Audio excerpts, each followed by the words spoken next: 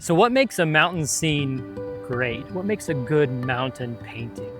I think there's three elements to it. The first is a sense of grandeur.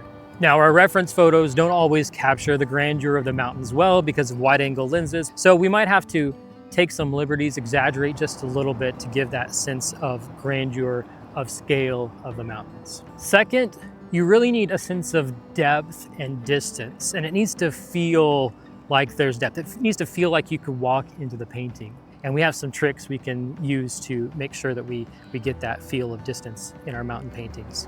And then finally, you need a varied landscape. You need the ups and downs, the mountains, the ridges, the valleys. That's what makes a mountain scene and mountain scenery so interesting. So let's explore these three elements and see if we can figure out how to make a mountain painting that really does the mountains justice, that feels like we're there in the mountains.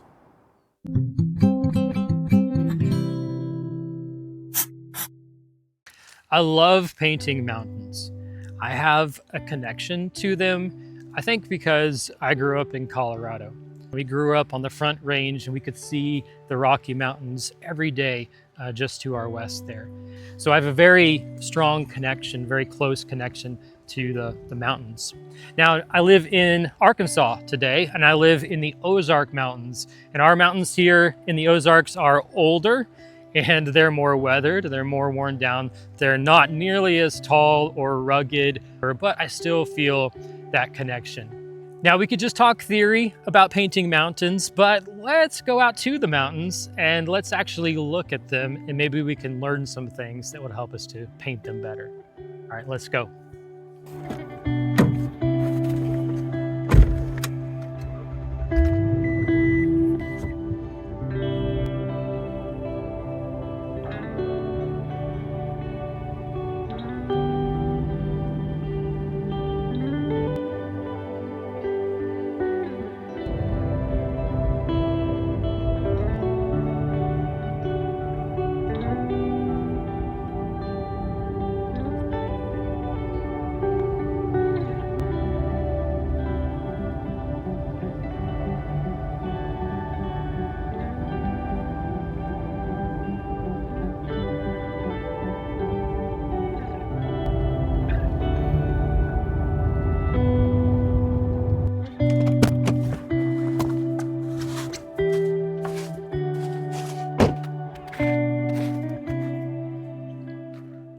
So these are our mountains, beautiful Ozark Mountains. They're not as tall as the Rocky Mountains, but they're still beautiful to me. Here in North Arkansas, I'm in the Boxley Valley. Just a beautiful place if you ever get a chance to visit near Ponca, Arkansas. The elk come down here. There's some elk that were reintroduced to the area several years back, and they come down in this valley quite often. And it's just a beautiful place. And what I want you to notice as we stand here is that distant mountain. That mountain that's a little farther down the valley there. How do we know that that mountain is farther away from us? Now, when we're in a 3D world, perspective is all around us. There are cues, there are ideas that tell us how far away or how close an object is. Like this tree that's right in front of me. I can move back and forth, and you see how it moves faster across my vision than the trees in that hillside on the background. Well, that's the idea of parallax. I also know that it's closer to me because it's larger. I have context. There are trees behind it that are roughly the same size, but they're much smaller because they're farther away. But in painting, we don't have parallax in our 2D world. We don't have this. We don't have this type of perspective where things can move, we can move, and we can determine how far away they are. So we don't get the advantage of that.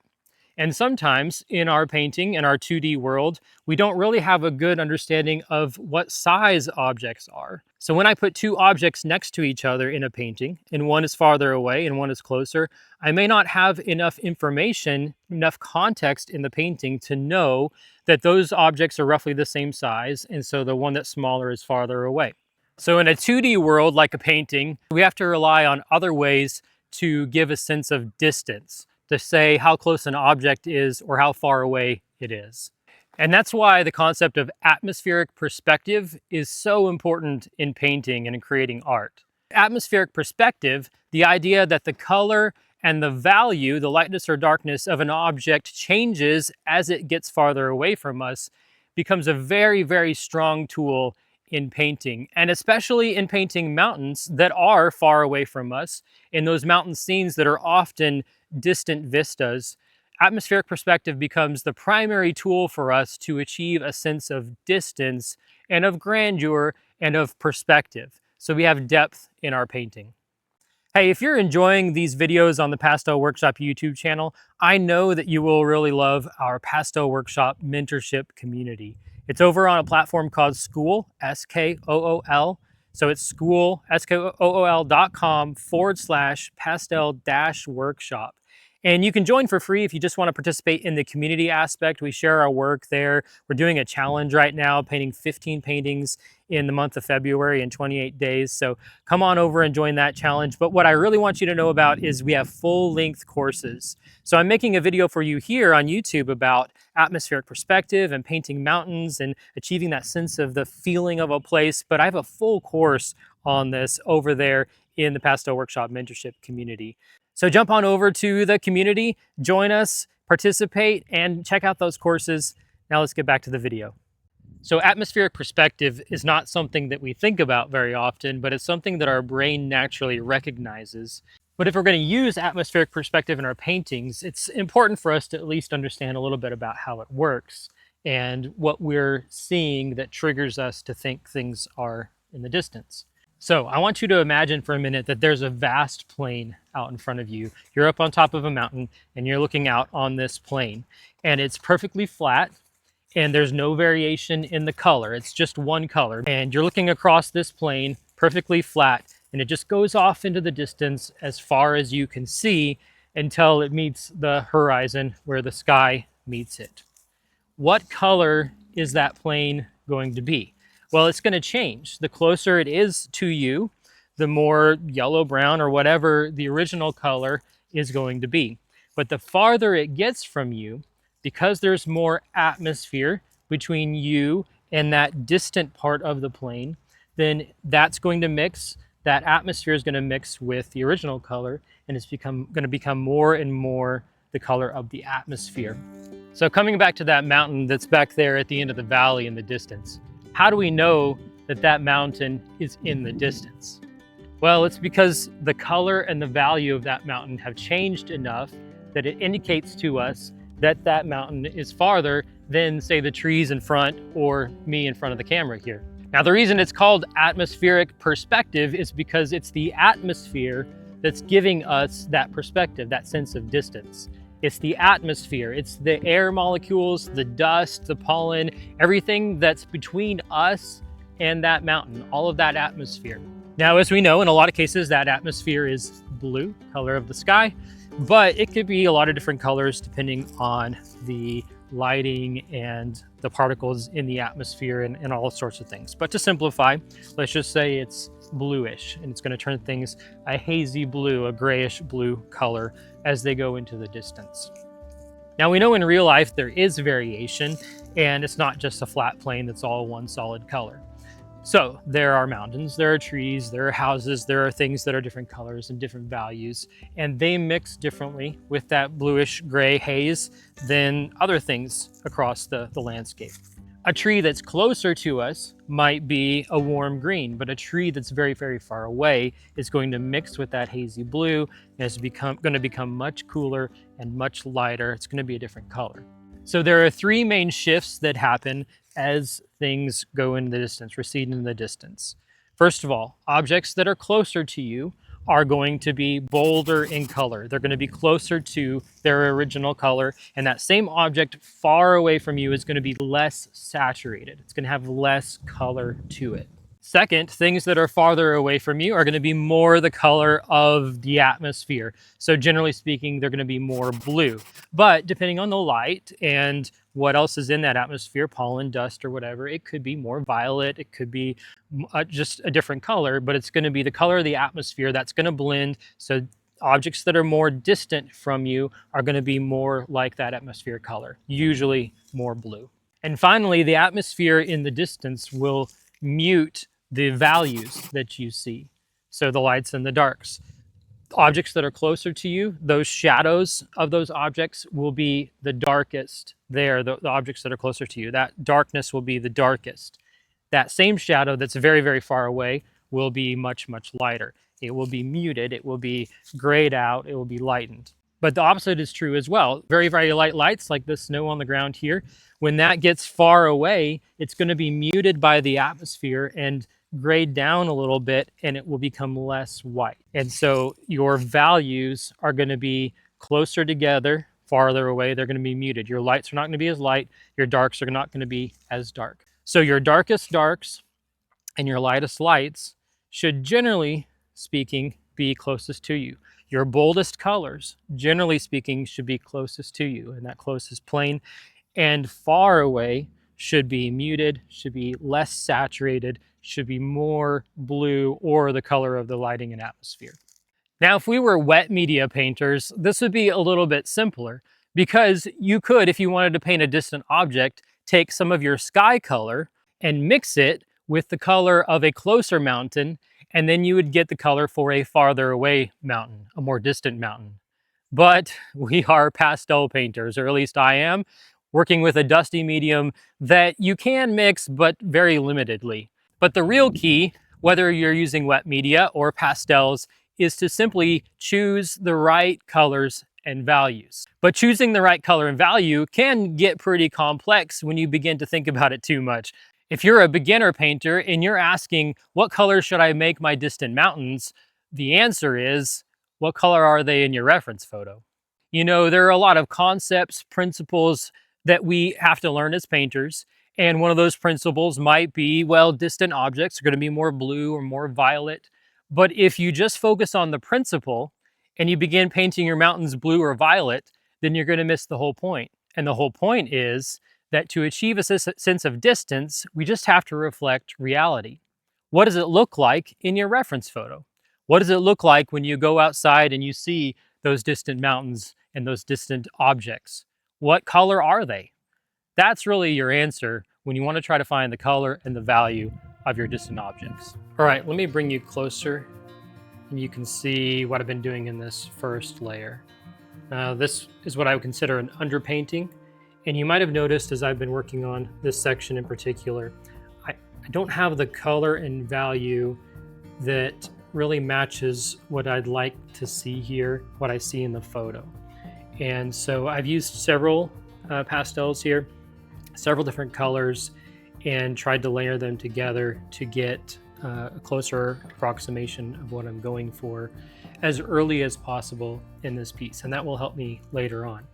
In my sky, you've noticed that I think that there's a couple different colors here that I've used, and I can blend them with my fingers and start to get that blend. There's kind of a more violet color in here and then a more blue, about the same value though. And so if I blend them together, then I can get kind of a combination of the two. But backing up, my main point here, my main approach, my main goal here is to establish overall what colors am I going to use, and can I get that sense of depth and distance this early and get that established early on in the painting. So here in the foreground, my colors are much bolder, much stronger, much warmer. And then as I recede all the way into the back, into the sky, those colors are much, much cooler up here, more towards blue, and then down here more towards orange, which is what we mean by warm, more towards orange, and cool, more towards blue. And then in between, I need various layers. So I have the fields that are closer to me, and then I've got this line of trees that's close enough to me, and there's enough shadow there that it's fairly dark. And then my next layer back, there's a hill that I'm going to define a little bit better as I go, but there's a hill that's pushed back behind this tree line here. And if I follow that along, you can see that here. It's going to be just slightly darker than the hillside and mountainside behind, and a little bit warmer, very slightly. When I get into this section, and then there's a little hill here, there's the mountainside here, and then of course the snow.